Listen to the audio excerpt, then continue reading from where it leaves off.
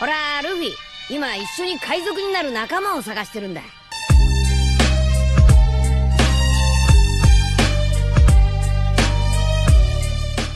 Hello guys, welcome to my channel The Wandering Zoro, your go-to destination for anime-related content. And if you're new here, don't forget to hit that subscribe button and turn on notifications so you never miss out on our latest videos. In today's video, we're going to be diving into part 3 of the series What If Izuku's voice Quirk had absolute authority over reality. So be sure to stick around until the end, and let's get started. Sunday, July 15th, 2103, 9 p.m. 2 years had passed since a now 10-year-old Kiyama Izuku had finally escaped Exodus. It was his birthday today. Though this year, he had told Namuri he didn't want another birthday tour. The last 2 years had been enough. The forced smiles, the cheerful voices, the well-meaning but hollow celebrations, it was all too much. This year, he just wanted something real. Right now, Namuri probably thought he was asleep. But he had snuck out. Izuku landed silently from a rooftop, rolling onto the damp concrete of an alleyway. The streetlights barely reached this part of the city, leaving only the neon glow of distant signs to cast eerie reflections in the puddles at his feet.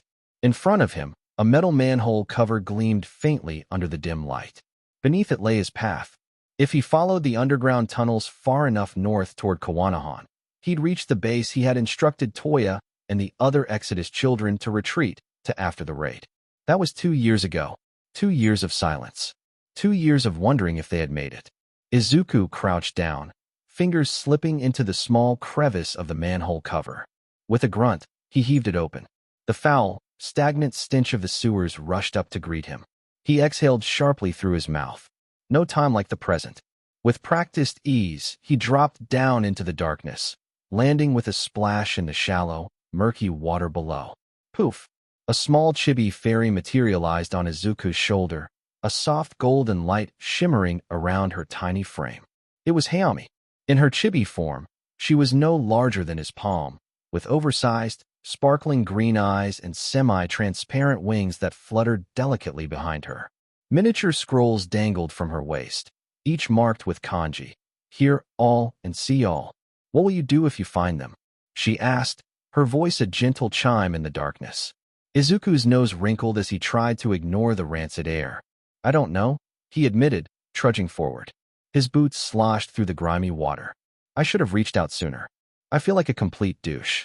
Poof! Another burst of soft light, this time a few inches in front of him. Koyami appeared, her arms crossed over her chest, wings beating with sharp, deliberate strokes. Even in her chibi form, she radiated strength. Her tiny, yet muscular arms bore the same intricate tattoos as her full-sized self, marking her battle prowess. She wore a sleeveless tunic, and her dark, sturdy wings had a faint green edge, like leaves on the cusp of autumn. You should, she said bluntly. Izuku deadpanned. Wow, thanks. You're welcome, she said with a smirk, though her expression quickly turned serious. In all honesty, you should have bolted from the heroes the second they dismissed you from the hospital. Hayami shook her head, her small fingers grasping the edge of his ear. Don't listen to Koyami, child. The decision you made was the better one. Poof poof. 2 more flashes of light flickered in the tunnel. Sasami and Nanami appeared, their delicate wings beating softly against the stagnant air. Nanami's chibi form embodied boundless energy. Her luminous jade eyes twinkled with mischief, her sleek frame poised for movement. Her wings, blurred with a gradient of verdant and jade hues, fluttered rapidly as she zipped in circles around Izuku. Sasami, on the other hand, was the very picture of whimsy. Her flowing dress shimmered with miniature symbols of creation, and a tiny, sparkling wand twirled between her fingers, leaving a faint trail of light behind it. Unlike her sisters, her iridescent wings constantly shifted colors, an ever-changing dance of hues. Sasami yawned, stretching lazily before landing atop Izuku's head like a lounging cat. Long trip ahead of us, she murmured sleepily. Might as well enjoy it together. Izuku sighed, glancing at the small group of spirits that had accompanied him all these years. Even in the darkness of the tunnels, even with the weight of uncertainty pressing down on him, he wasn't alone. Sunday, July 15th, 2103, 11 p.m. Izuku pressed forward through the labyrinthine sewers, the air thick with the stench of stagnant water and decay. The deeper he ventured, the quieter it became. The only sounds were the rhythmic drip of water from corroded pipes and his own muffled footsteps.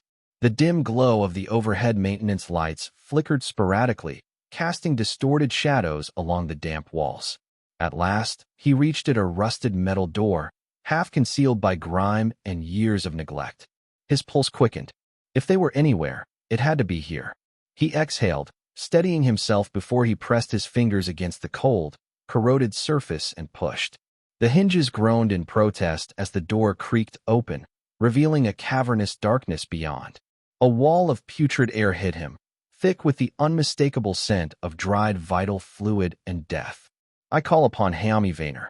A faint shimmer of verdant pixie dust erupted from his shoulder, spiraling around him before Hayami's essence merged with his body. The moment it did, his senses sharpened his sight, cutting through the suffocating shadows like a blade. And then, his breath hitched. The room was a massacre. Bodies, scattered like discarded dolls, their small forms twisted unnaturally. The vital fluid that pooled beneath them had long since dried, darkened to a sickly rust color against the cracked cement floor. Some of them had expressions frozen in terror, their lifeless eyes staring into nothingness. This couldn't have happened too long ago, Hayami murmured in his mind, her usually soothing voice laced with unease. Izuku moved forward, careful not to step in the vital fluid. He counted as he went. 1, 2, 5, 10. 10 children. 10 of his people. He swallowed thickly, forcing himself to keep going. Then, a strangled breath. Barely audible, but there. Izuku snapped his head toward the sound, eyes locking onto a trembling body curled near the far wall. The boy was barely holding on, his face smeared with dirt and streaked with vital fluid. Izuku rushed over, dropping to his knees. Hey, can you hear me? The boy's breathing was shallow, his chest barely rising with each ragged inhale. Slowly, weakly, his eyes fluttered open. His lips trembled as he tried to speak, a final desperate plea escaping between stained teeth. All for on. His body convulsed once, then stilled. Izuku sat frozen, staring down at the boy's motionless face. His jaw clenched as he reached out, fingers trembling slightly as he slid the boy's eyelids shut. His heart pounded in his ears, but his face remained eerily still. A long exhale, a silent prayer. Then he stood. The room felt smaller now, suffocating, the walls pressing in on him. He curled his fingers into his palms, nails digging into flesh until his knuckles turned bone white. All for one. No matter how far he ran, his grandfather's shadow always loomed over him, suffocating, inescapable. With measured steps, he moved deeper into the hideout, searching, hoping. Nothing. No Himiko. No Toya. No Kyo. No Tenko. Not a single trace of them. This was useless, he muttered under his breath, his voice devoid of emotion. He turned on his heel, fists clenched so tightly they trembled. He didn't need to see his reflection to know what was in his eyes. Rage. Pure, undiluted rage. He would find them, and he would his grandfather pay. Monday, July 16th, 2103. The morning light bled through the curtains, casting soft golden hues across the room. Outside, the crisp melody of birdsong filtered through the open window, a jarring contrast to the storm that churned within Izuku's mind. He lay still for a moment, staring at the ceiling, the remnants of last night's discovery clinging to him like a thick fog. The cold, lifeless faces. The blood. The quiet, suffocating horror of it all. A gentle knock on his door pulled him from the haze. Namuri peeked her head inside, her usual playful smirk softened by something gentler concern. Maybe. Morning, kiddo. Try not to burn the house down while I'm gone, yeah? Izuku gave a half-hearted nod, watching as she disappeared down the hallway. Moments later, the front door clicked shut. Silence. He exhaled, pushing himself up. His body moved on instinct, ritualistic, mechanical. He stretched, rolling his shoulders before dropping to the floor. Push-ups. His muscles burned, but he welcomed the pain. It kept him grounded, kept him from spiraling into the dark corners of his mind. I have to get stronger. The thought pulsed through him like a war drum. With the Exodus kids dead, there's a bigger target on my back. I'm next. I know he'll come for me next. A familiar presence stirred in his mind. We won't let that happen, child, Hayami murmured, her voice a quiet promise. We are guardians, devoted to protecting the wielder of the Zenin blade. Izuku shifted his stance, moving to diamond push-ups, the strain in his arms intensifying. His breath came steady, controlled. It's more than just my grandfather, he thought grimly. His son too, that thing that attacked Mr. Shirochi's store. That was his doing. He's making his move as well. A low, simmering fury coiled in his chest. These insects come crawling out of the woodwork. His lips curled slightly, though it was nowhere near a smile. I guess I'll just have to kill them. One by one. Slowly. Painfully. All with a smile on my face. His fingers dug into the floor, his breath sharp as he pushed himself harder. Let them come. He would be ready. Monday, July 16th, 2103, 12 p.m. POV, Kiyama, Izuku. Steam still clung to my skin as I stepped out of the shower, water droplets trailing down my back. The cool air from the hallway hit me as I made my way toward my room, but before I could reach the door, ding dong. I stopped in my tracks, my brow twitching. Who the hell? Ding dong, ding dong, ding dong. My eye twitched harder. Whoever was on the other side of that door had the patience of a caffeinated squirrel. 1 second I called, but they either didn't hear me or didn't care because the relentless assault on my eardrums continued. I let out a sharp breath and yanked on some casual clothes, though with my skin still damp, the fabric clung uncomfortably. Annoyance simmering, I padded over to the front door and swung it open before the ringing drove me to murder. Standing there, hands on her hips like she owned the place, was Itsuka Kendo. Her expression twisted as if I had just insulted her entire lineage. Are you serious right now? She exclaimed, her tone dripping with outrage. I raised a brow, watching as her eyes drifted briefly, but noticeably downward. How inappropriate. I crossed my arms, amused. Did you jest? She snapped out of it, clearing her throat and pointing a finger at me accusingly. It's free boba day, remember? Oh, that's what I was forgetting. I was supposed to meet up with Hitoshi and Itsuka for free boba today. That explained the impatience. Right? I mused, rubbing the back of my neck. How could I forget? I stepped aside, motioning for her to come in. She blinked, meeting my gaze, before stepping past the threshold. Okay, should I just call Hitoshi and tell him to come over? I was already halfway down the hall to my room when I answered over my shoulder. Sure, go for it. I shut the door behind her and made my way toward my closet, still feeling the fabric of my shirt clinging uncomfortably to my damp skin. Free boba or not, I wasn't exactly in the mood for a social outing. Still, I guess I didn't have much of a choice. As I pulled out a fresh shirt, I overheard Itsuka on the phone with Hitoshi, her voice carrying through my apartment like she was the one who lived here. Yeah, he's just now getting dressed, she said, amusement laced in her tone. A pause. Uh-huh, right? Dude completely forgot. I swear, it's like he just moved to another planet or something. I rolled my eyes, shaking my head as I tugged on the new shirt.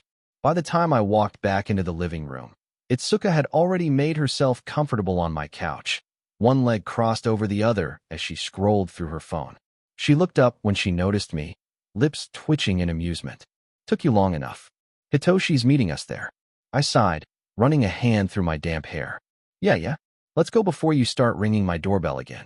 She smirked, pushing herself up from the couch. Oh, I definitely will next time. With that ominous threat hanging in the air, we stepped out into the bustling city streets. The sun hung high, the scent of fresh street food mingling with the faint, metallic tang of urban life. Monday, July 16th, 2103, 1:40 p.m. The place we headed to was called B. Violet, a boba shop Itsuka had been raving about for weeks. I had never tried boba before, but she was determined to change that. The shop itself wasn't surrounded by anything remarkable. A small hero agency stood nearby, but other than that, it was just another corner store in the city, blending into the scenery like it had always been there. The line was long, too long. My eyes trailed over the mass of people, searching for an escape from the wait, when I spotted a familiar bush of violet hair standing a few paces ahead. I pointed. Hitoshi's up there. Come on. Itsuka followed my gaze and nodded, moving forward. That's when we heard her. Wait, what do you think you're doing? The voice was bratty, kind of like Itsuka's, but sharper, like she thought she was smarter than everyone else. Both of us turned on our heels. She was tall, surprisingly tall for how young she looked. Her black, Medium-length hair was tied into a loose left ponytail, strands falling over her sharp, scrutinizing eyes. Her glare locked onto us. "You're cutting the line," she accused, louder this time. People started noticing. Itsuka scoffed, crossing her arms. "No, we aren't. Our friend is up there." A voice from the back of the line shut that down instantly. "No one cares. Get to the back of the line." Itsuka clenched her jaw, shooting the tall girl a venomous glare before stomping toward the back, dragging me with her. I sighed, following behind. As I did, I stole a glance at the tall girl's companion. A boy. His heterochromatic eyes, gray on the right, turquoise on the left, were already locked onto mine. For some reason, he looked familiar. I pushed the thought away for now and met up with Itsuka at the back. "Who does that dork think she is?" She huffed, still fuming. I shrugged. If I could pummel her into the ground right now, I would. I didn't doubt that. But my mind wasn't on Itsuka anymore. My gaze trailed back to the boy with the mismatched eyes. And that's when I realized why he looked so familiar. His half-white, half-red hair. The scar over his left eye, it was fresh, like it happened not too long ago. And then, like a floodgate breaking open, Toya's words echoed in my mind. I had a little brother. His name was Shoto, the product of my father's obsession with surpassing all might. Mother thought Shoto was the spawn of the pit and couldn't stand to look at him, so she poured a kettle over his head. My blood ran cold. Oh no, that was Toya's little brother. Before I could even process that, Itsuka's voice cut through my thoughts. "I think I'm gonna go start a fight." Huh. I blinked, snapping out of my daze just in time to see Itsuka already marching toward the tall girl and Toya's little brother. She shoved her. "Hey, dork." The tall girl stumbled forward, nearly face-planting. A disturbance rippled through the crowd as people backed away. Toya's brother reacted instantly, his hands shooting out to catch her. So they were close. Good to know. The tall girl whirled around, her face contorted in rage. "What's your problem?" "You." Itsuka cocked back her fist. Wham! Her punch slammed into the girl's face with a force that echoed through the street. A chorus of OH erupted from the crowd.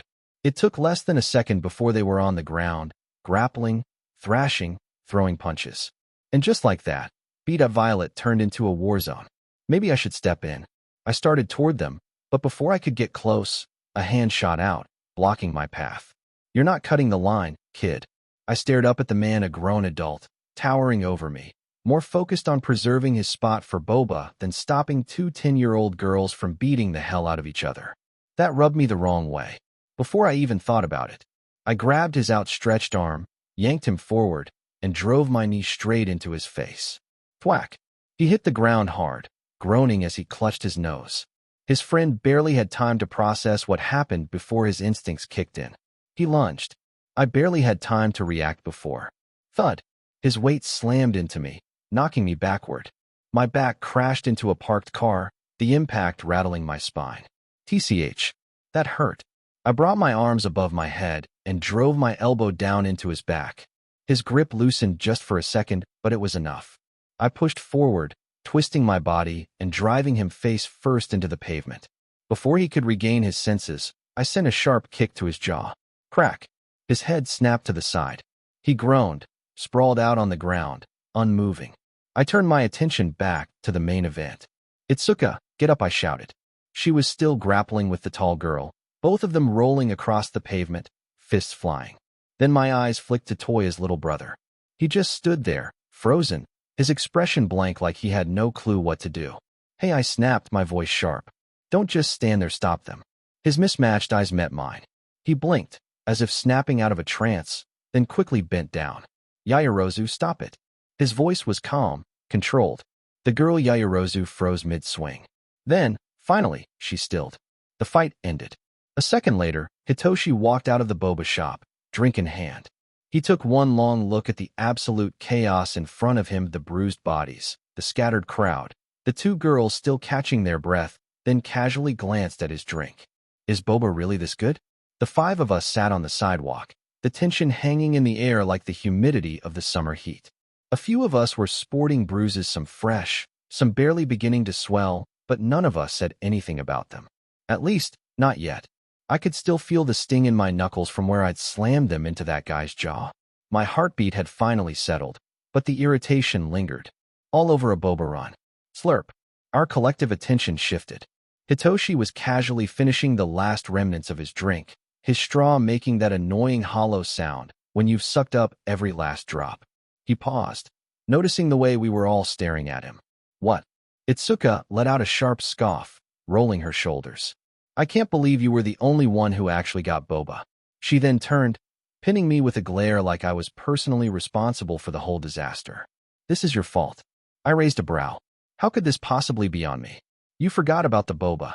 Hitoshi nodded in agreement, still swirling the ice at the bottom of his cup. Yeah, dude. We were literally supposed to come here for that, and now look at us. He gestured vaguely at the aftermath, the torn-up street, the bruises, the onlookers still whispering about the brawl. I exhaled through my nose. Right. I glanced at the others. The girl Yaoyorozu was sitting stiffly, arms crossed, her face still slightly flushed from the fight. Toya's little brother, Shoto, sat beside her, his expression unreadable, like he was still processing everything. Sorry, I muttered, though I wasn't entirely sure what I was apologizing for. The whole situation had escalated beyond my control. Silence stretched between us until Shoto suddenly spoke. What's with the tattoo? I turned my head, finding his mismatched gaze locked onto me, curiosity flickering behind his otherwise blank expression. Aren't you too young? He added. For a moment, I just stared at him. He was observant. Most people didn't notice right away, especially since it was usually covered. But he had, and he had the nerve to ask about it so casually. I shrugged, leaning back on my hands. What can I say? I'm a bit rebellious. A lie, but it was better than the truth. I didn't know these people my past. Not Toya's little brother. Not the girl who got into a fistfight over a line. Not even Itsuka or Hitoshi, the two people I considered closest to me. Yaoyorozu scoffed, her voice dripping with skepticism. Rebellious? You? She looked me up and down like she was analyzing my very existence. You don't strike me as the type. I smirked. Yeah? And what type do I strike you as? Her eyes narrowed. A weirdo who strikes grown men over boba. Hitoshi choked on his spit, barely stifling his laughter. Itsuka, despite still looking pissed, cracked a grin. She's got a point, Hitoshi admitted, shaking his head. That was insane, dude. I shrugged again, unconcerned. He got in my way. You broke his nose. He deserved it. Yaoyorozu rolled her eyes, muttering something under her breath, and for the first time, I saw the faintest hint of amusement on Shoto's face, just a small twitch of his lips before he schooled his features back into neutrality. Before anyone else could say anything, the sound of sirens cut through the thick air. All our heads turned as the patrol car pulled up. Well, this was going to be fun. Why can't you ever stay out of trouble, Kiyama-san? The voice belonged to Tamagawa Sansaline, sharp-eyed, and unmistakably a cat in a cop's uniform. His large, yellow eyes blinked at me, the ginger fur on his head twitching in mild exasperation. I held my hands up in mock surrender. Not my fault. People got too excited over boba, I guess. Sansa let out a low sigh, pulling out his notepad, already flipping to a fresh page. That's not what I heard over the phone. My sources say you threw the first hit. Midnight's not going to be happy once she hears. I clenched my jaw. My fists tightened at my sides, but I forced my expression to stay neutral. I could feel Shoto's gaze on me, his mismatched eyes practically burning a hole in my skull. As in Pro-Hero Midnight. He asked, his voice quiet, cautious. Sansa nodded. Yep. Then, his eyes flicked over the rest of the group, trailing from Itsuka, who was still rubbing at her bruised knuckles, all the way to Yaoyorozu, who stood stiffly with her arms crossed. He let out a low whistle. Quite the lineup of troublemakers. His whiskers twitched in amusement. A lot of you kids have pro-hero parents, don't you? Shouldn't you be training for Yui instead of brawling in the streets? We just wanted boba, Hitoshi deadpanned. Sansa let out a bark of laughter, glancing at the half-finished drink still in Hitoshi's hand. Looks like you're the only one who actually got any. He chuckled to himself as he jotted something down, then shut his notepad with a soft snap. All right, your parents should be on their way shortly. Someone's gonna get it, Hihei. He strolled off toward his patrol car, still laughing to himself. What an idiot. Monday, July 16th, 2103, 5 p.m. POV, Kiyama, Izuku. Shortly my arse. We'd been here for 4 hours now. There was no way this wasn't on purpose. This was their twisted way of punishing us. Not by yelling, not by lectures, just leaving us stranded outside the boba shop. knowing full well none of us lived anywhere near here. The street lamps had started flickering on, casting long shadows across the pavement. Finally, cars rounded the corner and pulled up to the curb. Took them long enough. The first to arrive was a beaten-up minivan, the back doors barely hanging on. Out stepped Kendo's grandfather, a burly old man with a sharp scowl. Before she could even stand, he was already looming over her. Getting into fights, sucka? He brought his hand down in a sharp chop to her head, making her wince. Then, before she could protest, he grabbed her by the ear and dragged her off, stuffing her into the van. Just like that, she was gone. The next car to pull up was a sleek black SUV, the kind of vehicle that screamed power and money. Shoto instantly stiffened beside me, his posture going rigid. I expected Endeavor to step out, but instead, it was a man in a crisp black suit and tinted glasses, one of his father's lackeys. "Come, Shoto-sama." Shoto gave a small nod, but before leaving, he turned over his shoulder, his expression softening as he met Yaoyorozu's eyes. Then he turned to Hitoshi and me. "Yao'll give you my number or my sister's, actually. We should hang out again." I gave him a small nod. Did he already see us as friends? Strange. As he slid into the car, I caught the lackey's lingering gaze on me. Not just on me, on my neck, where the faint outline of my tattoo peeked from under my collar. He knew who I was. His stare held for a moment too long before he shut the door and got into the driver's seat. The SUV pulled away, leaving only me, Hitoshi, and Yaoyorozu in the growing twilight. Silence stretched between us for a few minutes until Hitoshi's pocket buzzed. He sighed, pulling out his phone, the glow of the screen washing over his face. His expression went pale. He hesitated before answering. "Hello?" Pause. "Yeah." Another pause. Then his eyes widened slightly. "Dad, are you serious?" The second it left his mouth, I saw the regret flash across his face. A beat of silence. Then, his shoulders sagged. "Yes, sir. I'll be on my way." He ended the call and stuffed his phone back into his pocket with a defeated huff. "My dad's making me walk." A laugh bubbled out of me before I could stop it. Hitoshi shot me a deadpan glare. Sorry," I smirked, holding back another chuckle. He turned on his heel. "Screw you, Izuku."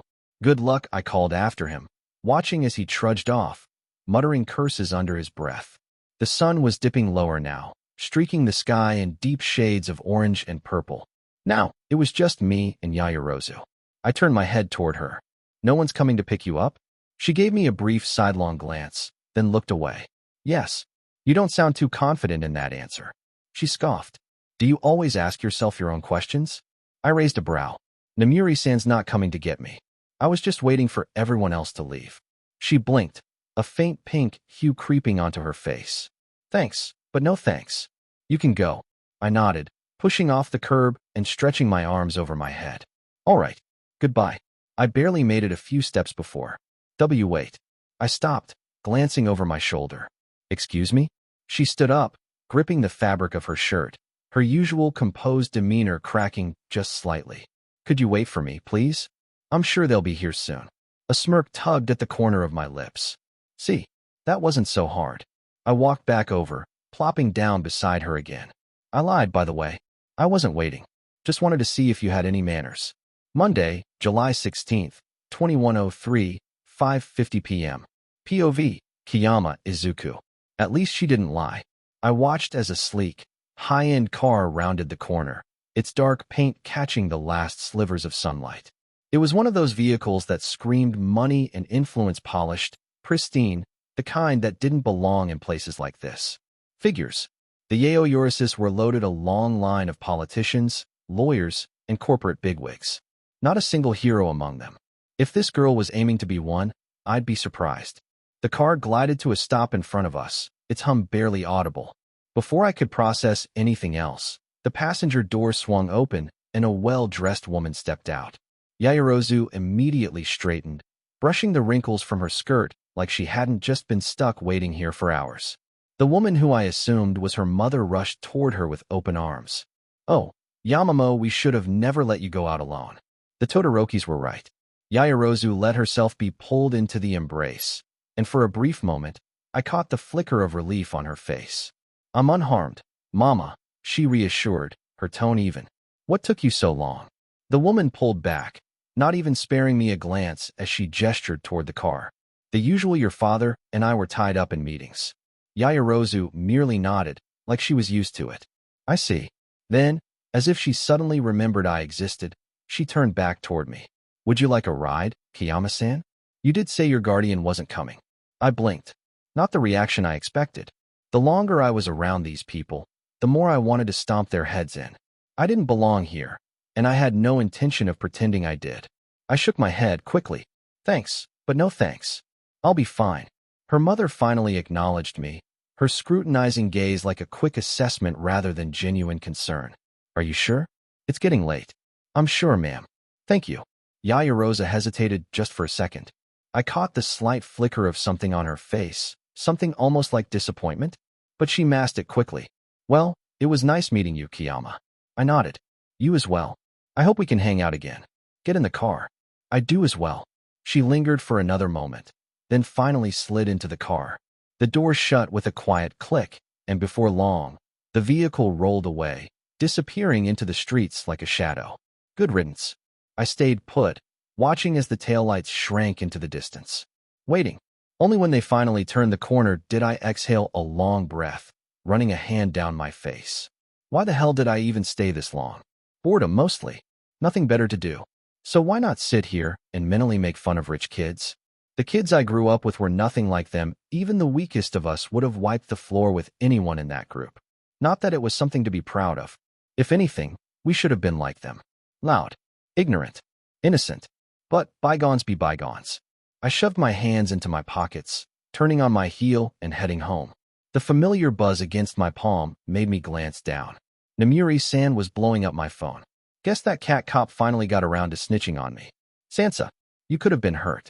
Namuri's voice snapped through the air like a whip, sharp with frustration. I was not. Robbed. I own nothing valuable. She let out a sharp exhale, her fingers pressing against the bridge of her nose. What about Itsuka and Hitoshi?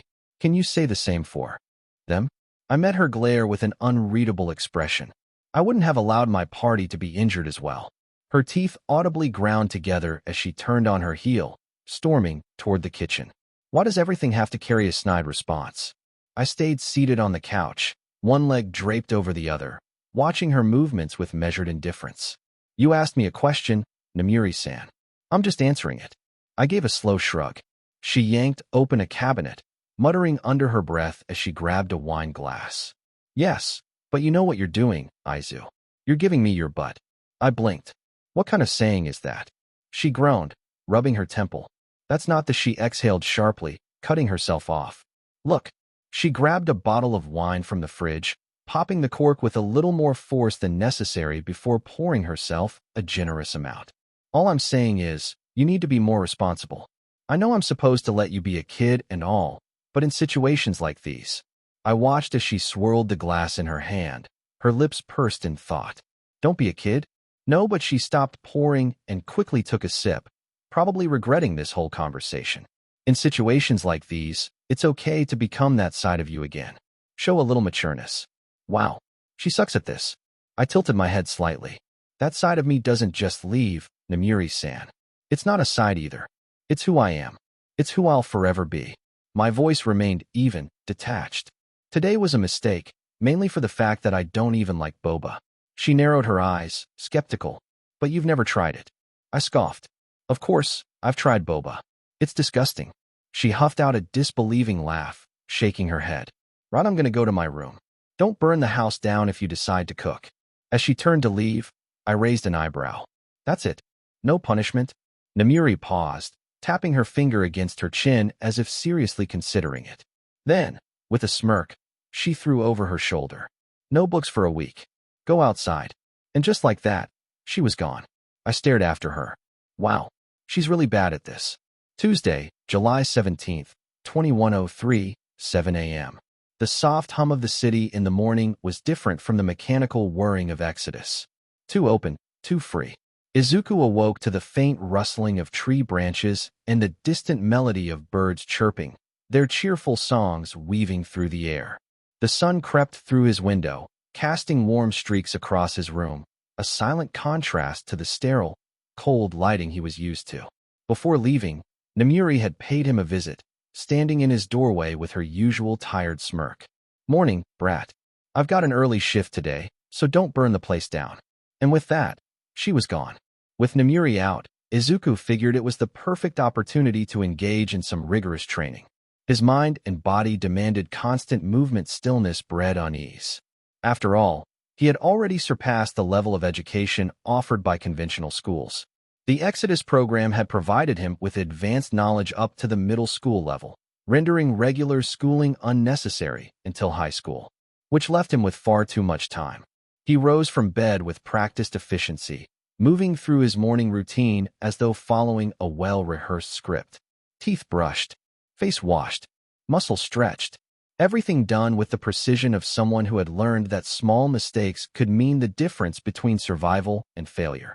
Steam curled around him as he stepped into the shower, the cold water rushing over his head and weaving through his curls. The sensation was grounding, but his mind was already elsewhere, drifting, fogging. Life sure is different out here than in Exodus, he reflected silently. He momentarily forgot that his guardians were capable of hearing his innermost thoughts. "How so?"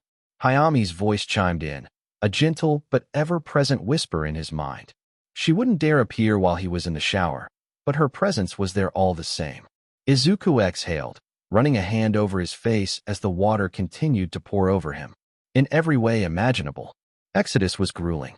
It forced us to mature. His thoughts flickered back, unbidden, to his younger self. Before he was taken, what would I look like now if I had never gone to Exodus? What kind of person would I be? A small pause. Hayami's voice, warm yet laced with wisdom, broke through the silence. "That is a question only you can answer, child." She let the words settle before continuing, softer this time. "The moments in our lives shape us for who we're meant to be, not who we are.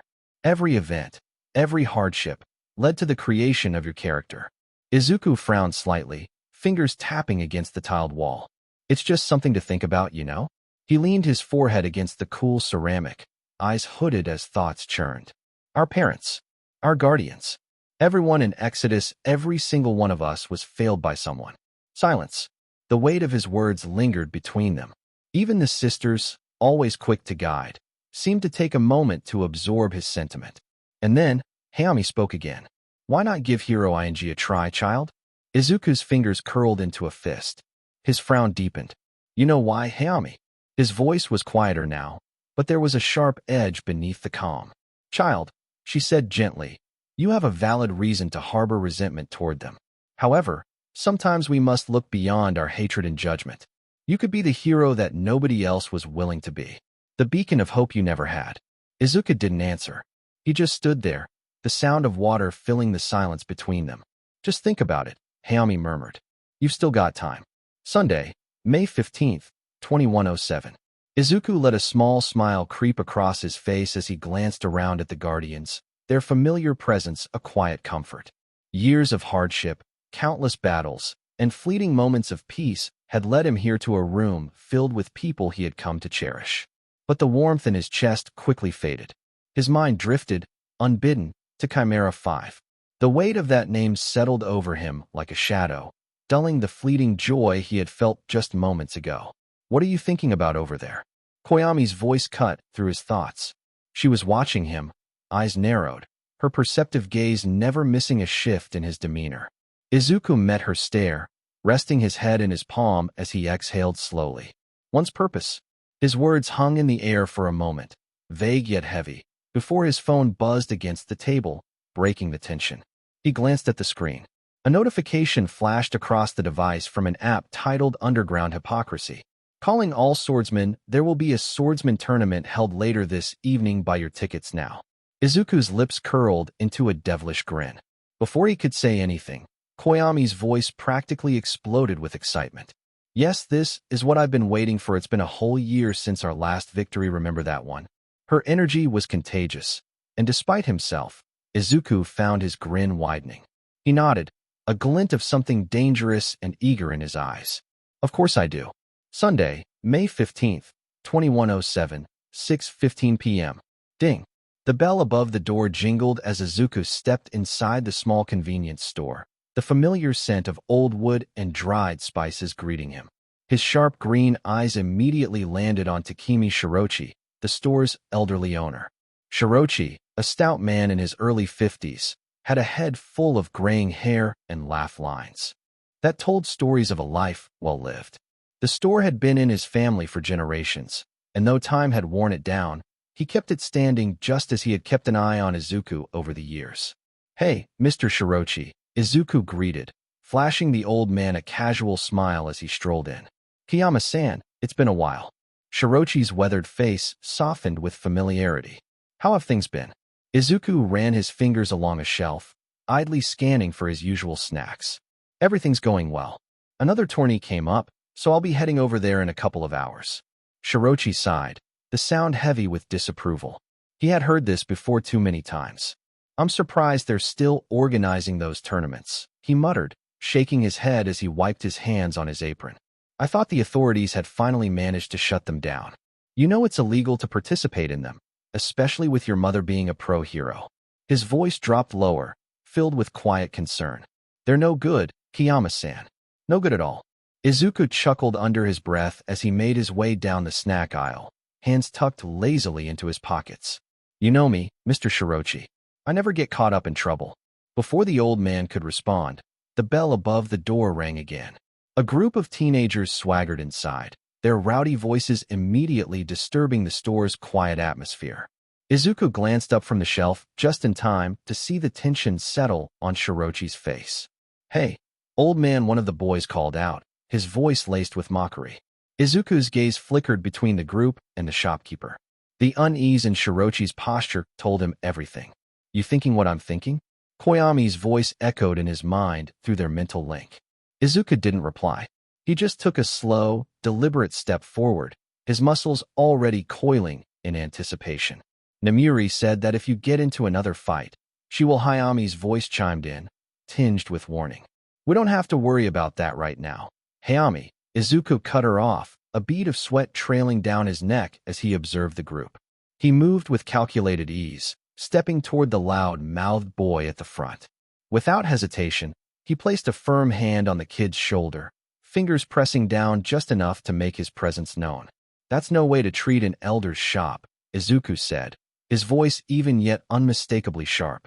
The boy scoffed, swatting Izuku's hand away like an annoying fly. A cocky grin stretched across his face. "Heh, who do you think you are? Don't poke your nose where it doesn't concern you." Izuku's eyes darkened. His gaze honed in on the ringleader, the confidence in his stance unwavering. "But this does concern me," he countered smoothly, lifting a finger and pointing directly at Shirochi. "You leave this old man alone. Or else." The boy let out a mocking chuckle. "Or else WH. Whack." The punch was so fast, the boy never saw it coming. Izuku's right hook slammed into his jaw with a brutal force, sending him stumbling backward. He hit the ground hard, clutching his face in stunned agony. The store fell silent except for the boy's ragged breathing. "You little monster," one of his lackeys hissed, rushing forward to help him up. The ringleader groaned, his pride bruised more than his jaw. His eyes burned with hatred as he spat out his name like it meant something. "Do you even know who I am?" "I am Minoma Nito." Izuku didn't so much as blink. His expression remained impassive, his posture relaxed yet deadly. "I don't care if you were my grandma," he said, voice dripping with cold finality. "No one comes in here and disrespects Mr. Shirochi. Now beat it. And if I ever see your face around here again," his emerald eyes gleamed dangerously, "I'll do more than just punch you in the face." For a second, Minoma didn't move. He was waiting for someone to challenge Izuku's words to call his bluff. But there was no bluff.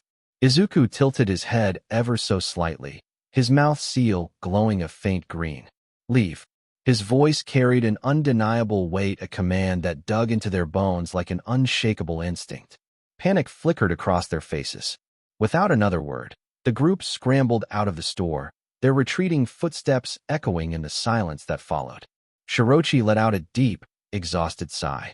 "I'm sorry about that, Kiyama-san." He lowered his head in regret. "They come here all the time, demanding all sorts of things." Izuku placed his snacks on the counter, pulling out his wallet. "If they come back, let me know." His tone was calm, but there was an unspoken promise beneath it. "I'll make sure they learn some manners." As he checked his watch, he saw that it was 6:20 p.m. Still plenty of time before the tournament. He took his bag of goods and turned toward the exit. "I'll see you later, Mr. Shirochi." Shirochi nodded, watching the boy leave. He let out a small chuckle, shaking his head. Troublemaker. But there was warmth in his voice. Sunday, May 15th, 2107, 7:45 p.m. The air was thick with dust and sweat as Izuku stepped into the underground venue, his shoes echoing against the concrete floors of the dimly lit, abandoned building. The flickering neon lights overhead barely illuminated the cracked walls and rusted metal beams that framed the space. Shadows stretched and curled in the corners, filled with murmurs of hushed bets and the occasional burst of drunken laughter. Underground tournaments like these were illegal, highly illegal, and frequently raided by the police. To avoid detection, the organizers had developed a private app accessible only to certified participants, ensuring that no unwanted eyes wandered into their world. Izuku moved through the crowd with calculated ease, brushing past eager spectators and battle-hardened competitors alike. By the time he reached the arena, the announcer's voice was already booming through the venue, commanding attention.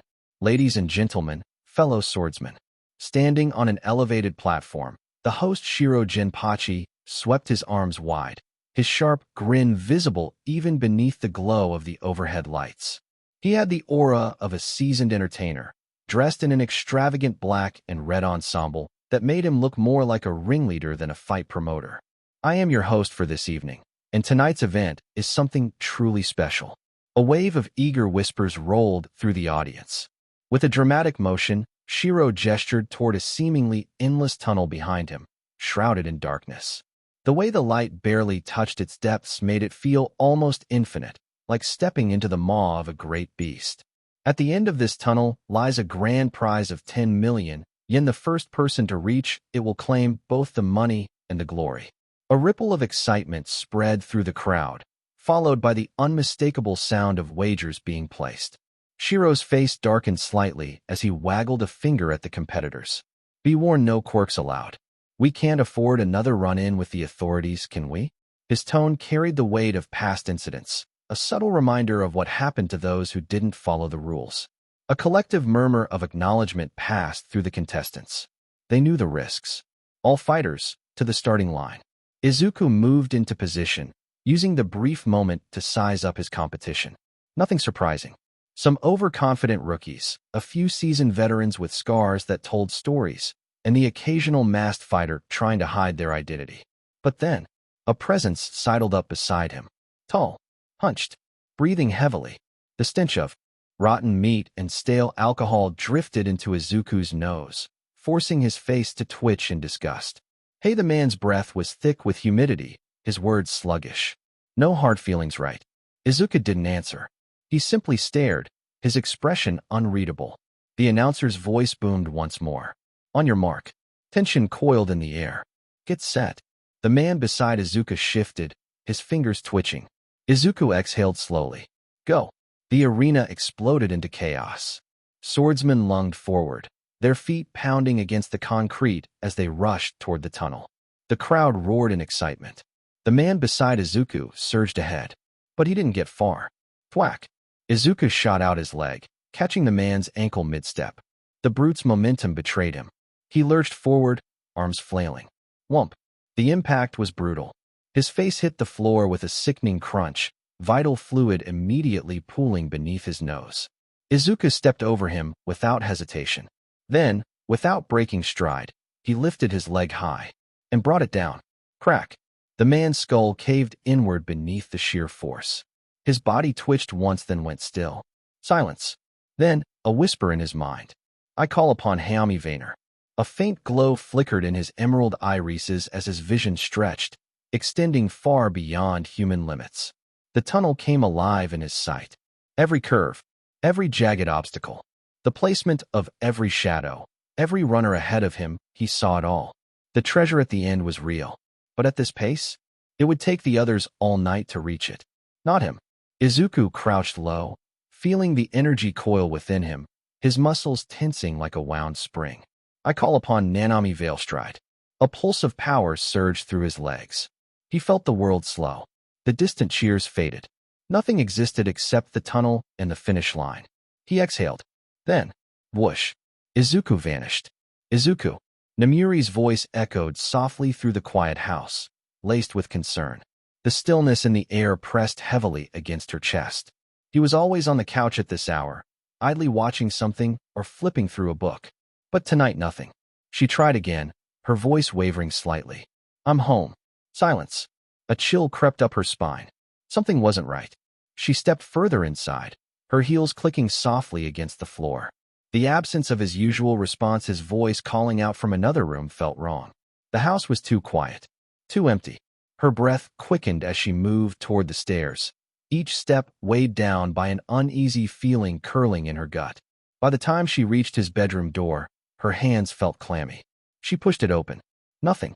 The bed remained untouched, the neatly folded sheets a painful confirmation that he hadn't even planned on sleeping here tonight. Namiri's stomach twisted. Her throat tightened as her vision blurred with the sting of unshed tears. She forced herself to breathe, but the panic settled deep in her chest like a heavy stone. She turned frantically, scanning every inch of the room, as if he'd suddenly appear from the shadows. The bookshelf, his desk, the neatly stacked notebooks, all there, all untouched. But no, Izuku. Where are you? Her fingers fumbled for her phone. She scrolled hastily through her contacts before pressing Shota's number. The phone rang. Once. Twice. Pick up. Please pick up. Finally, a low, tired voice answered. Namiri? What's wrong? She swallowed hard, fighting the tremor in her voice. Shota, have you seen Izuku anywhere? He's not home, and it's already so late. A heavy pause. Then a sigh. No, I haven't seen him, Shota admitted, his tone carrying that familiar mix of understanding and concern. Are you going out to look for him? Namiri hesitated. She wanted to. Desperately. She wanted to rush into the streets, scour the city, check every alley, every rooftop, every training ground where he might be pushing himself to exhaustion. But deep down, she knew. This wasn't the first time, and it wouldn't be the last. She forced a weak chuckle, hoping to ease her own heart. No, I know he'll turn up eventually. He's probably just out training. Just training. She tried to believe it, tried to pretend she didn't know better. A tired exhale came from the other end of the line. All right, just keep me updated. Namiri nodded, though Shota couldn't see it. Yeah, thanks, Shota. Good night. Good night. The call ended, leaving behind the suffocating weight of silence. Slowly, Namiri turned back toward the bed. She sank onto the mattress, the familiar scent of Izuku still lingering in the fabric. And just like that, the floodgates broke. A choked sob ripped from her throat, followed by another. She clutched the sheets as her shoulders trembled, silent tears slipping down her cheeks. Where had it all gone wrong? 7 long years had passed since Inko's disappearance. 7 years of searching, hoping, praying only to be met with an empty void where a mother once stood. At some point, the world had given up. They called it a death. A name on a list, a statistic. But Namiri knew better. She knew how much that loss had shattered Izuku, how it had changed him. Once, he had dreamed of being a hero. Now, his faith in hero society had crumbled. The figures he once admired, the ones who stood tall and unshakable, had fallen away, one by one, leaving only a handful he still believed in. Her, Shota, Hisashi, that was all. And she feared it wasn't enough. She feared that, one day, he'd slip so far into the darkness that no one would be able to bring him back. But there was still hope. There had to be. She clung to the belief that his friends, his 4 closest companions, could be the key, that they could remind him of the light, reignite the fire that had dwindled into dying embers. Maybe, just maybe, they could convince him to apply to Yui. He deserved that. To be young, to laugh, to live. Not this endless cycle of battles and burdens far too heavy for his shoulders. She inhaled shakily, wiping away the tears. Then, she made a vow. Whatever it took, whatever she had to do, she would bring him back. Because to her, he wasn't just Midoriya Izuku. He was her son, and she would fight for him until her last breath. Can't be long until we reach the end now, Izuku mused, weaving through the chaos like a specter, his movements fluid and effortless. A tired, desperate swing came from his right, a woman with wild, crimson-shot eyes lunging at him, her breath ragged from exhaustion. Thump! With a sharp twist of his wrist, Izuku drove the hilt of his blade into her gut. The air rushed from her lungs as she crumpled to the ground with a pained wheeze, her weapon slipping from her grasp. He didn't spare her another glance. His attention snapped forward, locking onto a cloaked figure darting through the tunnel's dimly lit expanse. Their agility was remarkable, too controlled to be random, too polished to be luck. Whoever they weren't just another desperate contestant clawing their way to victory. Izuku didn't like wild cards. The tunnel stretched ahead, its rough stone walls illuminated by flickering overhead lights. Only 15 contestants remained out of the original 400. Most were cloaked, their faces hidden beneath deep hoods. Must have missed the memo, Izuku muttered, adjusting his grip on his blade. Sasami's voice crackled through their link. Well, to be fair, these are illegal events. Many wouldn't want their faces exposed. Izuku nodded absently, eyes scanning the dwindling competition. I'll keep that in mind for the next time they organize one of these. His gaze flickered toward the grand prize at the tunnels and a gleaming case overflowing with cash, nearly taunting him. A smirk pulled at his lips. All right, Nanami, are you ready? Already Nanami's nervous voice echoed in his mind. Because we're about to leave even the fastest heroes in the dust. Boom. With a single step, power surged through Izuku's legs. He launched himself forward with explosive speed, wind howling around him as the force of his acceleration sent other contestants stumbling backward. His outstretched hand was inches from the prize when, shing, a blade whistled through the air, slicing down toward him with deadly precision. Clang. Izuku reacted instantly, steel meeting steel as he intercepted the attack. The sheer force of the impact sent a metallic shockwave rattling through the tunnel, sparks flying where their swords met. Skidding back slightly, Izuku's stance shifted as he assessed his attacker. A hooded figure stood before him, their posture relaxed but coiled with unmistakable skill. And then, the hood fell away. Izuku's breath caught in his throat. His emerald eyes widened, almost disbelieving. 7. The name barely left his lips, hushed and filled with an emotion he couldn't quite place. The figure grinned, their blades still raised. Knew I'd find you at an event like this. Izuku's grip loosened slightly on his sword. He exhaled sharply, sliding the weapon back into its holster. This just got interesting. Hizuru Kyo stood before him, radiating an undeniable allure. Her elegance was effortless, a balance of poise and danger. She was tall, her slender yet curvaceous frame accentuated by the way she carried herself like someone who knew exactly how much power they held over a room. Her long, straight black hair cascaded down to her mid-back, its silky strands catching the dim light. Her sharp bangs framed her forehead, drawing attention to her almond-shaped black eyes, dark and unreadable, yet blazing with intensity. Two sections of her hair were artfully intertwined and secured with a headband, forming thick locks that fell below her chest in a way that seemed almost deliberate, a warrior's aesthetic. Her mere presence was commanding, but Izuku's gaze wasn't just on her. It was on the blade she carried.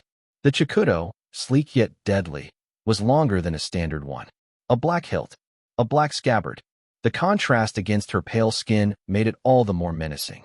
She held it with an ease that spoke of mastery, not just familiarity. Where have you been all this time, Zero? Her voice was smooth, but the weight behind it was sharp like steel hidden beneath velvet. She raised her sword, pointing it directly at Izuku's throat. Izuku didn't move, though his muscles coiled instinctively. His lips curled into something between a smirk and a grimace. I could ask you the same question, he said evenly, hands raised just slightly, not in surrender, but caution. No one bothered to look for me either. He shifted, rising from one knee. A single step. The tip of Kyo's blade hovered just inches from his Adam's apple. Izuku exhaled slowly, his pulse steady. He lifted both hands higher. You're not going to let me go without a fight, are you? His fingers twitched toward his own blade, feeling the weight of it, knowing what was coming.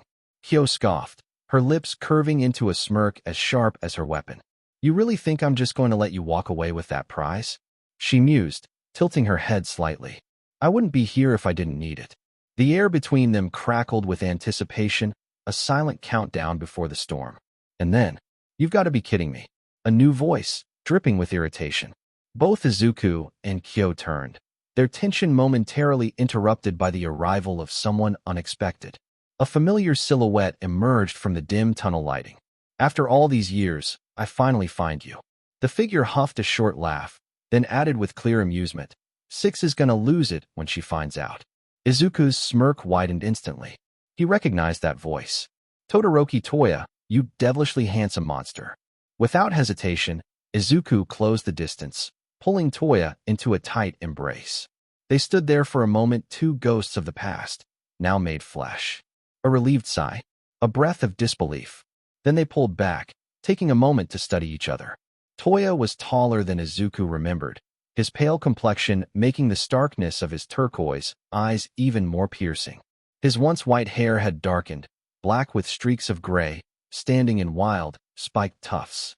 His build was lean, almost too lean, but there was a sharpness to him, a man who had survived too much to still be standing. I've got to say, you lot do a great job of staying under the radar. Izuku ran a hand through his hair, his smirk dimming slightly. Exodus taught you guys well. It's been a real pain in the butt looking for you. At the mention of Exodus, Toya's face darkened. His shoulders tensed, his gaze flickering for just a second before hardening. 13 He betrayed us. Izuku's smirk vanished. Toya exhaled sharply, as if saying it aloud made it worse. Sold us out to Shigaraki. He wiped out near all of us. Izuku didn't react immediately. Instead, he just gave Toya a look, one that said everything without needing words. I told you so. Toya ignored it, turning his focus to Kyo, his voice taking on a sharper edge. How could you just leave like that without telling anyone? Kyo remained unfazed, her expression unreadable. I did what I thought was crucial for my survival. She tilted her head, her eyes flicking to Toya. Staying with all of you was a gamble, as it was seen with the Shigaraki attack. Toya sucked his teeth in frustration, booting the air with his foot. Izuku, who had been silent until now, finally snapped. So it was just you and 6 all these years. Toya nodded reluctantly. Izuku's anger flared, his eyes narrowing. Well, you idiots could have done a better job looking. His voice was low, heated. I could have been a lot better off if I'd been with you too. Toya didn't argue. Because Izuku was right. Their searches had been limited, their movements restricted by the need to stay hidden. But that didn't change the fact that they hadn't found him. Where is she, anyways? Izuku finally asked, his voice calmer. She stayed back at the base with Stain. Stain? Kyo's brows furrowed.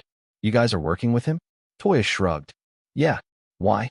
Kyo's face twisted in irritation. My boss has a bone to pick with him. Toya rolled his eyes. Well, I have to retrieve that prize and bring it back to Stain. As he moved toward the case, Kyo stepped in front of him, blade raised. Not if I have anything to say about it. The air in the tunnel grew heavier. And then, kneel. A powerful force slammed into them, sending both Toya and Kyo collapsing under an unbearable weight. I must admit, this has been entertaining, but I need this money for my endeavors. Whoosh. A knife whistled through the air. Izuku barely had time to react before it sliced past his cheek, leaving a shallow cut. But before the wound could even settle, it healed. His guardians were working fast. He narrowed his eyes, raising his blade, analyzing the cloaked assailant. Toya and Kyo had also recovered, now standing at the ready. The mystery figure didn't hesitate. Another knife. Another lunge. Izuku moved first. Their blades clashed, sending a sharp metallic screech through the tunnel. And then, the hood fell away. Large, round eyes. Auburn-brown irises. A face Izuku didn't recognize. But Kyo did. Uraraka-chan? Izuku turned to Kyo, his brows raising. You two know each other? Kyo nodded. We went to the same middle school. Izuku deadpanned. Right. Uraraka scratched the back of her head, her expression sheepish. I'm sorry about the cut. I was just really desperate for the money. Then, as if noticing it for the first time, her eyes widened slightly. Wait, what happened to it? She leaned in, scrutinizing Izuku's face. It's gone already, she pointed out, her voice laced with confusion. Her words caught the attention of both Kyo and Toya. Izuku barely blinked, his expression unreadable. Didn't graze me, he lied smoothly, shifting his stance ever so slightly. Without another word, he turned out of her way, stepping aside as though the fight had never happened. Well, have at it. Uraraka hesitated, blinking up at him in stunned disbelief.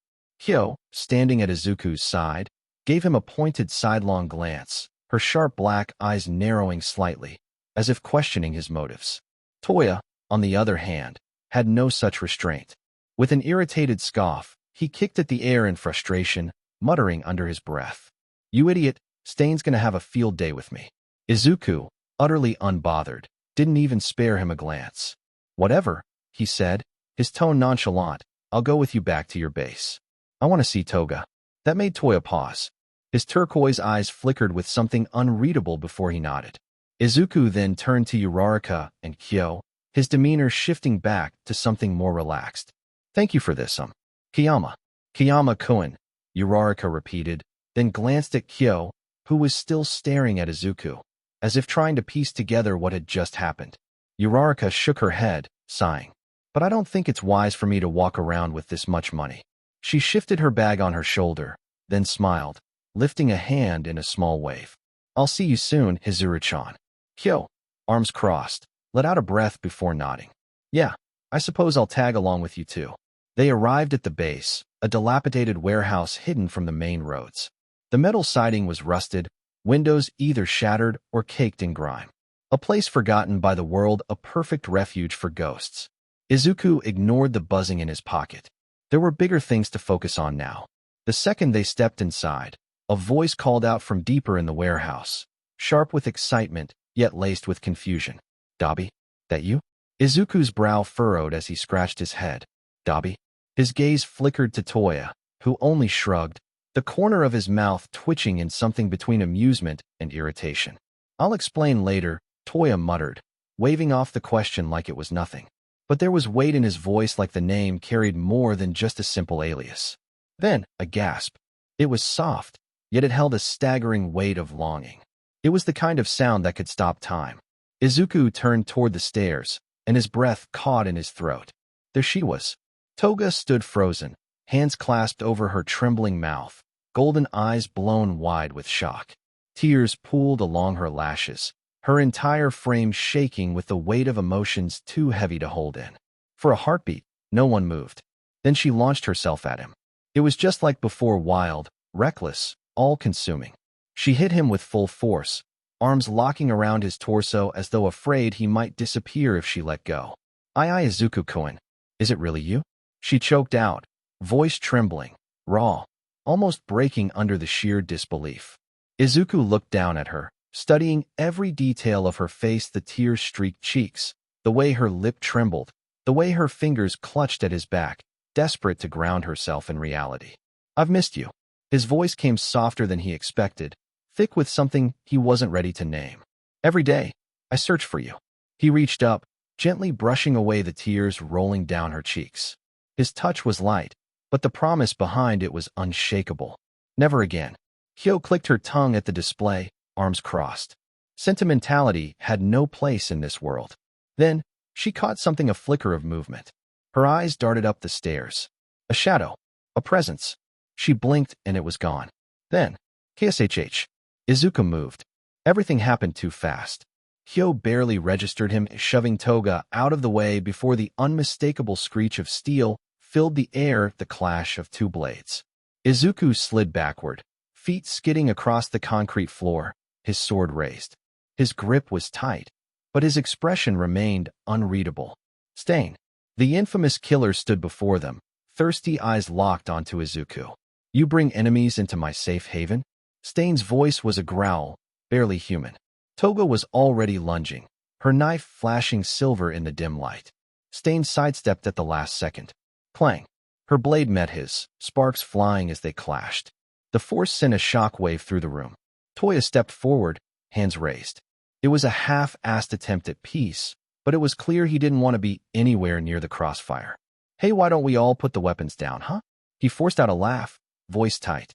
"We're all allies, right?" A blur. Izuku moved faster than the eye could track. A gust of air followed in his wake. Before Stain could react, Izuku's hand clamped onto his collar. And then, wham! Izuku flung him over his shoulder, sending him crashing across the warehouse floor. Crash. Wood splintered, debris flying. But Stain was already recovering, rising from the wreckage with a wicked grin stretched across his face. His blade gleamed under the dim light as he lifted it, pointing it at Toya. "I knew you two were bad news," Stain mused, his voice eerily calm. He stalked forward, each step deliberate. Should have trusted my gut. Then, his gaze snapped to Izuku, and for the first time, his expression shifted. Curiosity. Intrigue. Who are you, boy? Stain asked, tilting his head slightly. I like to know the names of my enemies before I kill them. Silence fell. Izuku held his ground. He exhaled slowly, rolling his shoulders. This was it. His first real battle since the Exodus raid. A true enemy. Someone who didn't hesitate to kill. His fingers tightened around the hilt of his sword. Then, a smirk. You'll know when you're in your final breaths. Sunday, May 15th, 2107, 10:45 p.m. I need to keep my head on a swivel, Izuku thought, jerking back just in time to dodge the deadly arc of Stain's sword. The blade whistled past his throat, so close he could feel the sharp kiss of displaced air against his skin. He wasted no time. With a swift motion, he unsheathed his own blade and met Stain's in a deafening clash. Clang! The force of the impact reverberated up his arm as their weapons locked together. Their faces hovered inches apart, the heat of battle burning in their eyes. Why attack me? Izuku gritted out, pushing against Stain's strength with everything he had. His muscles strained under the effort. It was a battle not just of skill, but of raw power. We could play for the same team, you know? Stain shoved him back, his stance never wavering. Clang, clang, their blades clashed again, ringing like war drums in the abandoned warehouse. Both this sham-filled society, he spat, dodging a sharp slash from Izuku, and the criminals who wield their power in the name of petty mischief are targets of my purge. Izuku barely registered the pain as Stain's blade carved a clean line across his chest. Sliced vital fluid welled up, glistening under the cold moonlight before the wound began to knit itself back together. His breath hitched, but he remained standing, eyes locked. Onto his opponent. All for the sake of a better society, you say? Izuku echoed, his voice a quiet hum. His irises glowed an unnatural green, pupils thinning into slits like those of a predator. He twirled his blade effortlessly, the motion smooth, hypnotic. The weapon was no longer just steel in his grip, it was an extension of himself, a whisper of death in the still air. The moonlight kissed the edge, dancing with each movement, casting eerie patterns on his face. A smirk tugged at his lips, though it never quite reached his eyes. Let me show you my vision of a better society, he purred, voice dipped in dark promise. The two warriors began to circle, their boots scraping softly against the concrete. Shadows flickered over their faces, stretching and twisting with the dim light filtering from the broken skylights above. The air between them crackled with an unspoken challenge. Izuku's blade hummed as it spun in his grasp, a deadly lullaby carried by the wind. Someone like you is admirable, sure, he mused, his tone silk-laced steel. But your methods, they lack finesse. Stain responded with action. He lunged, a blur of motion, his jagged blade slicing through the air with lethal precision. Izuku pivoted at the last second, the attack missing by the width of a breath. The wind of the mist strike brushed his cheek, but he was already countering. Clang! Sparks ignited as their blades met again. Izuku's arms trembled with the strain of resisting Stain's strength, but his grin never wavered. If anything, it deepened. Finesse? Stain scoffed, his muscles coiled with effort. This world doesn't need finesse. It needs to be purged. Izuku tilted his head, amusement glinting in his eerie green eyes. In a heartbeat, he disengaged, ducked low, swift as a shadow, and lashed out. A thin crimson line appeared on Stain's arm before the older warrior even registered the attack. Purged? No, Izuku said smoothly, already evading Stain's vicious counterattack. He moved like liquid shadow, his blade a silver ghost in the dim light. Reshaped. Molded, like clay in the hands of a master. A low growl rumbled from Stain's throat. His movements became erratic, desperate. He lunged with renewed fury, a storm of steel and intent. Izuku met each strike with fluid grace, his sword a silver shield against the onslaught. Clang, clang, clang. Then, Stain feinted left and struck right. Pain erupted across Izuku's ribs as steel met flesh. His breath hitched, but he refused to fall. He stumbled back, pressing a hand to the wound as warm vital fluid seeped between his fingers.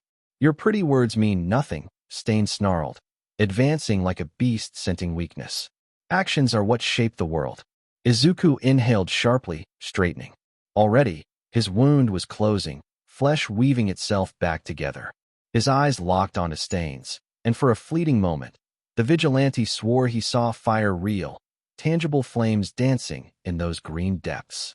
"Oh, I couldn't agree more," Izuku murmured, voice velvety and lethal. Lightning fast, he closed the distance. His blade became a whirlwind, an intricate dance of steel that defied the eye. Stain barely had time to register the shift before his own sword clattered to the ground, wrenched from his grip. Izuku's blade was at his throat before he could react.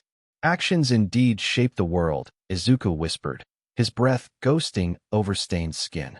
He held the position for a moment, letting the weight of his words sink in before stepping back. His gaze was unwavering as he gave the command. "Pick up the sword." Stain's body moved on its own, betraying his will. He fought against it, but his limbs refused to obey. Humiliation burned through him, hotter than any wound ever could. As he gripped his katana, his lips curled into a mirthless smirk at the sight of the boy's vital fluid glistening on the blade. Himiko noticed it too. Her body tensed, and in a blur, she dashed forward. Stain's tongue slid along the cold steel, his eyes flashing with cruel satisfaction. Izuku felt his muscles seize, his body locking in place. His breath caught in his throat. Then whoosh, Stain vanished from his vision. Slice. Vital fluid splattered through the air in a thick arc, glistening under the dim warehouse lights. But it wasn't Izuku's. Himiko stood in front of him, her arm now marked with a shallow, crimson line. A single drop trailed down her pale skin, but she never wavered. Izuku's eyes widened in silent shock. "How cute," Stain mused, licking the vital fluid off his blade. The moment his tongue met her essence, Himiko stiffened, locked in place just as Izuku had been. Toya and Kyo exchanged quick glances before stepping forward, cautious but ready. Stain's blade rose to Himiko's neck. He chided, his smirk widening. "I'll kill her before either of you even reach me." He turned his gaze to her, tilting his head as if admiring a piece of art. "Actually, I think I will." The katana reeled back, the deadly arc already in motion. Himiko closed her eyes. Rather her than Izuku. Clap. The strike never landed. Himiko's eyes fluttered open, her breath shallow. Before her, Izuku stood unmoving, his hands clasped around Stain's sword, halting its descent. The metal trembled between his grip, his fingers pressing into the steel as if it were no harder than clay. Stain's eyes widened. "How can you move?" Izuku's glowing green eyes bore into him. "I call upon Koyami Dranth." Crunch. The katana shattered between his hands, fragments scattering across the ground like fallen stars. The hilt clattered, but before it could hit the floor, Izuku stomped down, flipping his own katana into the air and catching it with effortless grace. His gaze darkened. "You lose." Slice. A thin, crimson line bloomed across Stain's neck. The moment stretched, silent and suffocating. Vital fluid spurted forth, hot and thick. Stain gurgled, his hands grasping at his throat, eyes wide with the realization of his demise. He fell to his knees, gasping for air that would never come. Then he collapsed. Izuku flicked his katana, ridding it of the excess vital fluid before smoothly sheathing it behind his back. He turned, his eyes meeting Himiko's.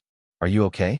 She looked up at him, her golden gaze flickering with something unreadable before it trailed down to places they shouldn't have. A playful smirk curled at her lips. "Zuzu, you're covered in." Izuku blinked, taking a step back as realization dawned. "Oh." Toya stepped in, placing a firm hand on Himiko's shoulder, guiding her away. "We need to get that stitched up. Stain must have a kit somewhere." Himiko nodded, letting Toya lead her toward the second floor of the warehouse. Izuku exhaled before turning to Kyo, who was watching him intently. He raised an eyebrow. "What?" Kyo didn't answer immediately. He saw it in her eyes, the hesitation, the battle between curiosity and caution. Finally, she sighed, shaking her head. "Always the reckless idiot." Izuku chuckled, wiping the lingering vital fluid from his eyes. "I'm not sure what you mean, Seven." She clicked her tongue, glancing down at Stain's lifeless body before returning her gaze to him. "We were all pumped up with juice to enhance our bodies, sure. But snapping blades into pieces? That wasn't part of the serum. What are you hiding?" Izuku didn't flinch. His face remained unreadable, a carefully crafted mask. He offered her a smile, but it never reached his eyes. Go back to your boss, 7. It's late. Hyo narrowed her gaze, but didn't press further. She turned on her heel, already walking away. You need to start using your head, 0. Before you lose it. Izuku smirked, his voice carrying after her. Thanks, love. I'll be sure to remember that. Monday, May 16th, 2107, 2 p.m. Izuku felt an odd sense of déjà vu as his friends gathered in his house once again, their faces alight with anticipation, their voices overlapping as they presented their well-rehearsed arguments with renewed fervor. He lifted a hand, a silent command for quiet. The room hushed instantly, his friends teetering on the edge of their seats, waiting. After you all left yesterday, I couldn't stop thinking about it. His voice was steady, but there was a weight behind his words. I've decided to give it a shot. A small smile tugged at his lips. There are some things worth fighting for, and if it's you guys at my side, it couldn't be that bad. A gasp escaped Yao Yao, her eyes welling with tears as she clutched her chest. Oh, really? Before Izuku could react, she shot to her feet and tackled him in a hug, nearly knocking him over. That's so sweet, Izuku. Hitoshi, however, exhaled a long, exaggerated sigh. A small, stormy cloud formed above his head, drizzling rain onto him as he crossed his arms. So, we went through all of this for nothing. You were going to say yes anyway. Izuku chuckled softly, but beneath his outward composure, his mind churned with remnants of yesterday's events. The weight of his secret pressed against his chest like a phantom ache. If his friends ever discovered his true identity, he dreaded to think what they would make of him. A sharp buzz shattered his thoughts. Momo's phone lit up, and she let out a startled cry as she read the notification aloud. Hero killer, Stain found dead. The perpetrator remains unknown. Izuku kept his expression carefully neutral, though his mind spun in a whirlwind of calculations. He hadn't expected the news to spread so quickly. He had taken every precaution, wiped away every trace, ensured that neither he nor his friends could be linked to the stained warehouse floor. Yeah, I can't believe he's dead, Kendo remarked, slumping back against the couch. Considering all the heroes he killed, the guy had it coming. The room fell into a contemplative silence, the weight of the revelation settling over them like a thick fog. Sensing the shift in mood, Shoto cleared his throat and swiftly changed the subject. The group latched onto the distraction, diving into a new discussion that, for the first time, did not include Izuku. As their voices blurred into the background, Izuku's gaze drifted, his fingers absently tracing the edge of his sleeve. His mind swam with a solemn realization. They can never find out about my past, nor the lengths I'm willing to go to protect the ones I care about. Tuesday, May 17th, 2107. POV, Kiyama, Izuku. I wasn't motivated to do much after telling my friends about giving Yui a try. I thought that decision alone would spark something in me afire, a drive to train harder or push myself further. Nothing.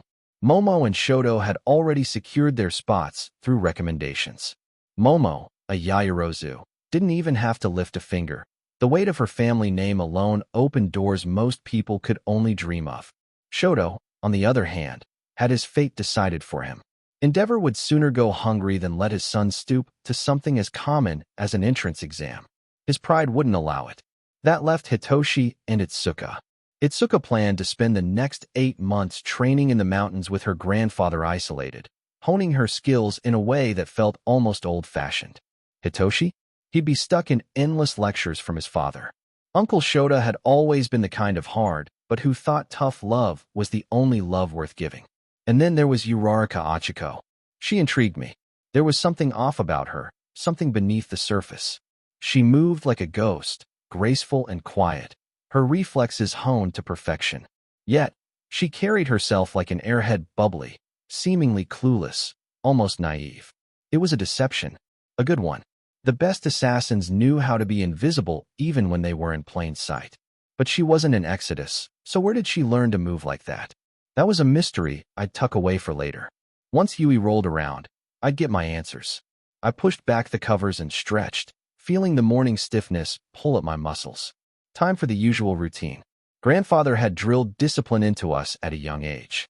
No Exodus kid was allowed to neglect their body, and the Chimera 5 were held to an even higher standard.